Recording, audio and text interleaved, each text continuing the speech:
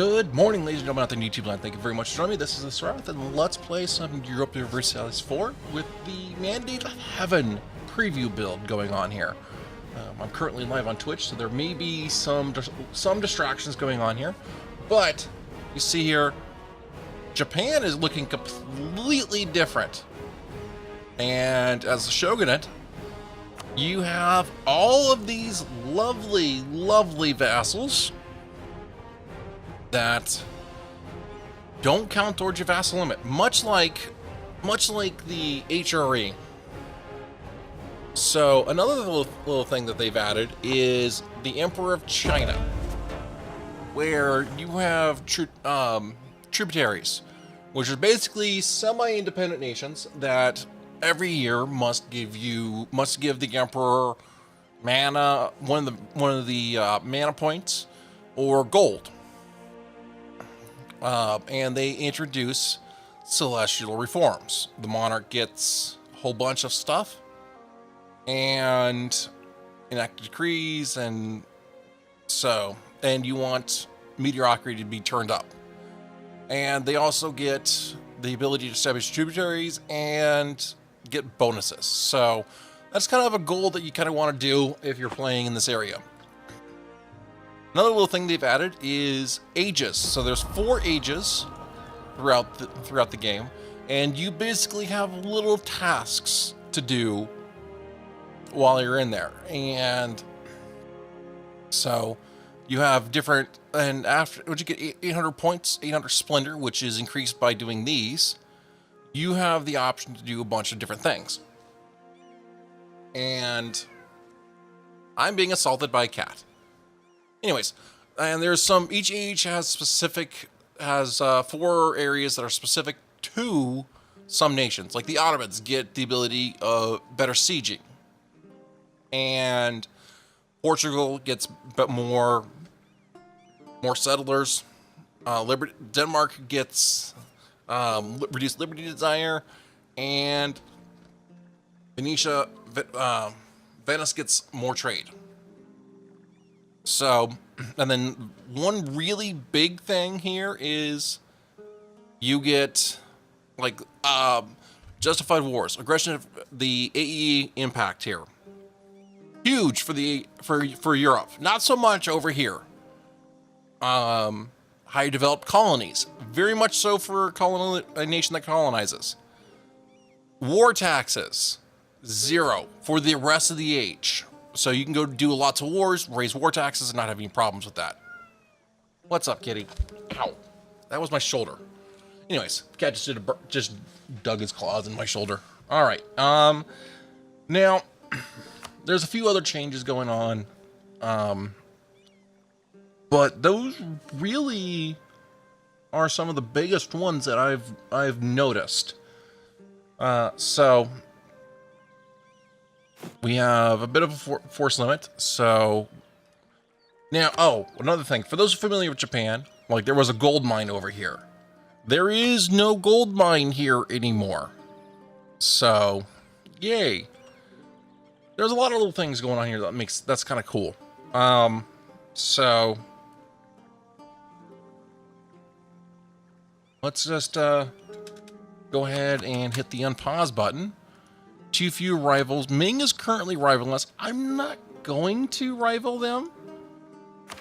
Let's go ahead and improve our prestige for the admin points. And these guys so another thing. So if you go to your production interface, you scroll down. Well, yeah, cores, missionaries, autonomy, yeah. Culture, buildings. Go to build a building. It actually sorts. Actually, that's useful. I'll be using that later. Development seems a little bit better. The estates haven't changed much, but you click on diplomacy. You can cycle through like alliance actions. Who will take an alliance? Oh, nobody will take an alliance. Can we support independence of anybody? Nope. Join a coalition? Nope. So, and you can annex, tells us which vassals we can annex, which one we can work with. Royal marriage. Who could we marry? Oh, well, that's nice. Who can claim thrones? Nope. Issue embargo. Everybody. Send a gift to everybody. Okay. Request to share maps. No. No. All right. Now, another thing. Own subject countries. Now, this is a little bit wonky.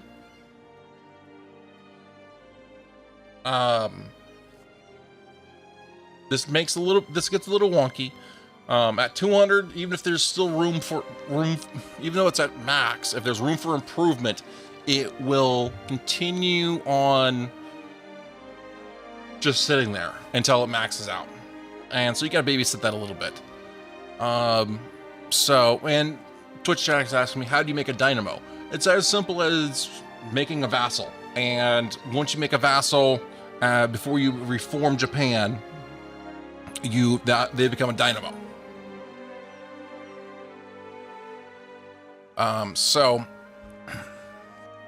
Great powers have not changed. Institutions haven't changed. Some of the buttons have changed, make it a little bit more clear as to what's going on here. Government changes. Look at this. We can do a sword hunt for manpower, various different Japanese specific area. Each dynamo gets liberty to desire for 10 years. Nice. My reduction there. Okay. Yeah. Daimo. If I'm saying Daimo wrong, I do apologize to everybody out there. Yes, actually, the question is, we can make Korea a Daimo or Indochina a Daimo? Yes, you can. But, however, if you want to unite Japan, if you want to form Japan, you will lose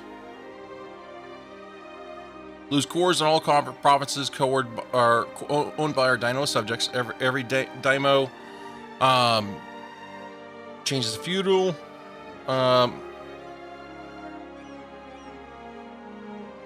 Every subject Daimo of Japan will become independent as well. So, or you basically annex everybody and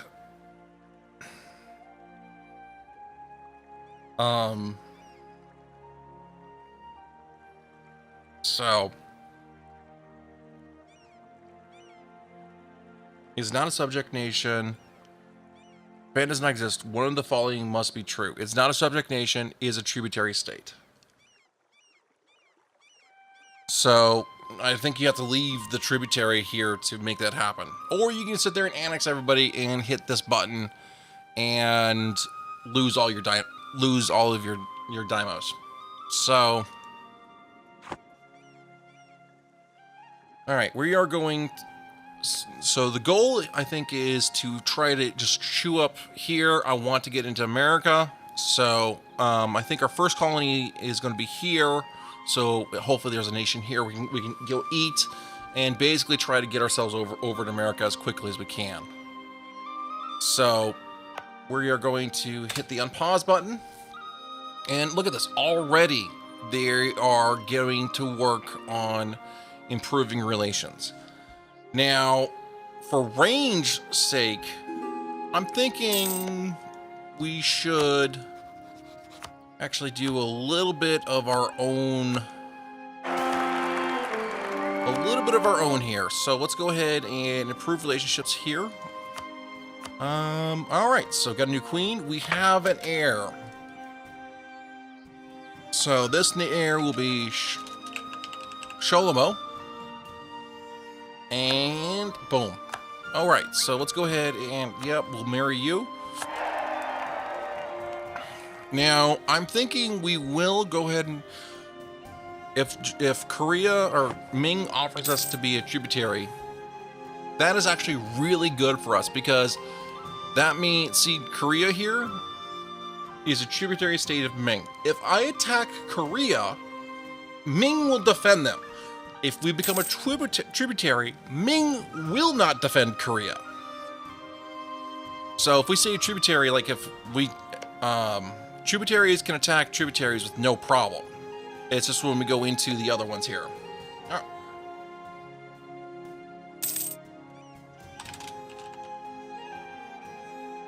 So there's something to be said for waiting on Japan and spamming more daimos for extra things. Yeah, but they tend to do a lot of warring. Oh, there is actually also extra subject interactions over here. So, for example, change isolism, make them better. You can conscript generals, contribute to capital. If they go to war, if they declare the war, you can force them to commit seppuku to give us monarch power. We can force them to return land, grant provinces, grant cores. So the usual thing and the usual setup here. So I want also to probably end up annexing you. So let's go ahead and improve relationships there too. Yugasaki. So, all right, pause. The tensions between the daimyo and have spiraled out of control, and now war has broken out. The ramifications of this are felt throughout Japan, the Japanese islands, as our daimyos begin to take sides and alliances are brought into play. Whoever may win the civil war, however, it is clear that to all of our subjects that we are too weak to prevent it. If we do not ensure that we reestablish authority over the warring parties, it is quite likely that the Great War of the Urnin period will result in a prolonged period of strife and warfare between our daimyos. We must stamp this out before our country is torn apart. Lose 20 legitimacy. All right, and now Yugasaki. So you have high liberty desire. I can't do it, but if you didn't have it, I could force you to commit seppuku. So we'll hit the unpause button and let's go. All right, so I think the first thing I'm going to do is probably go after Anu and keep an eye on Korea. So I need to have a border here. So either I got annexed Yama, but they're in a little bit of a pissy attitude towards me. Or I can annex the Ocho here. ESP and 8. Of course, we have to do something about Ryukyu.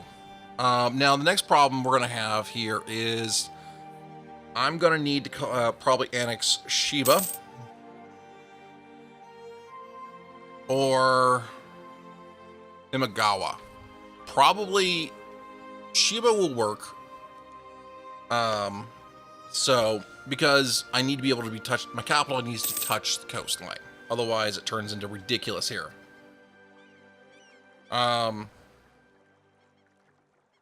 So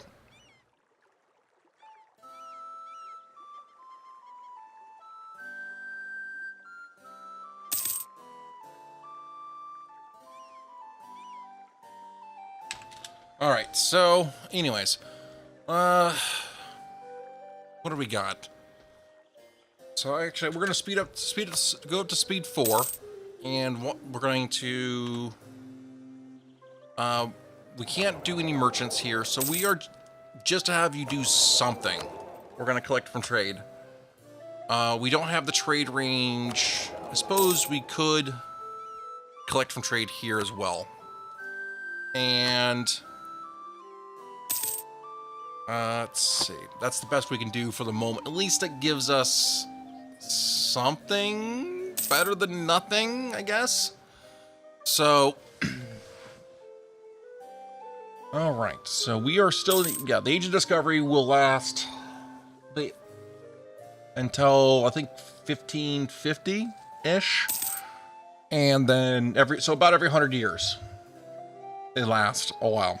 So you can see here, our daimyos are just attacking each other. Ando, sure. Let's see. Yugasaki. Like I said, Shiba. Speaking of Shiba, how are you feeling? And you don't like me. Alright, we will do that. What? Actually, you know what? Another thing. Let's shut off our army, our navy. And make some money here. Tokaido. Let's see. Tokaido. Tokyo. Toki. Okay, we are going to force them to commit seppuku, even though they hate us. Now they don't like us.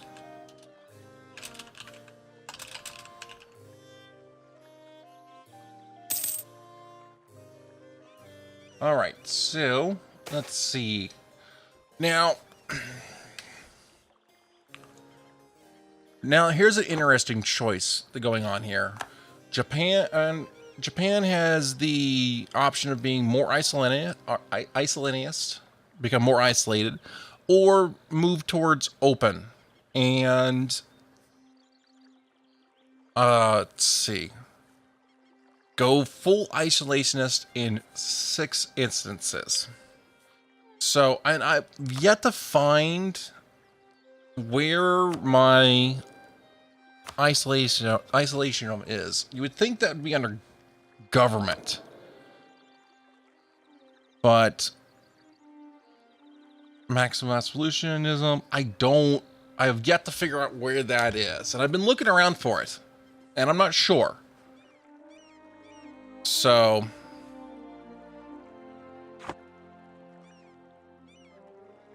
Twitch chat's telling me it's under religion.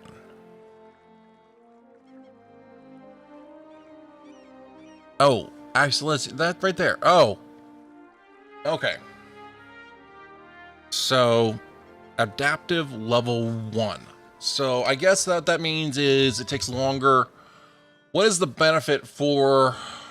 I'm not sure what the benefit is for going really either way. So, what this does. All right. So, the moral guidance in an era of turmoil.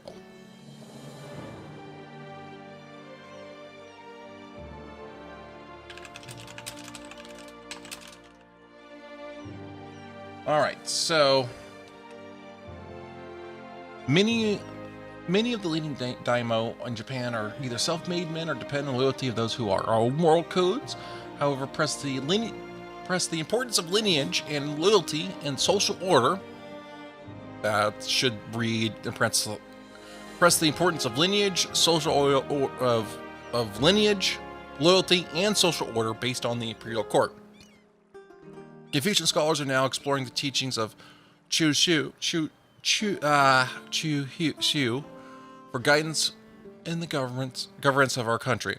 This newfound interest in Neo-Confucianism emphasizes the 4 books over the archaic classics and attempts to have the rational moral code for local rulers and ordinary men alike.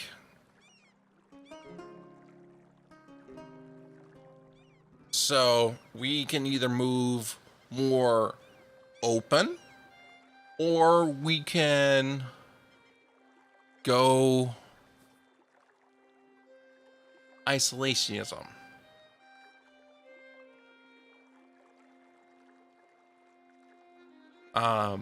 Twitch chats remind me that 0 ISO is better for tech and institution, 4 is for stability and less war exhaustion. So it's kind of like the piety level of Muslim nations.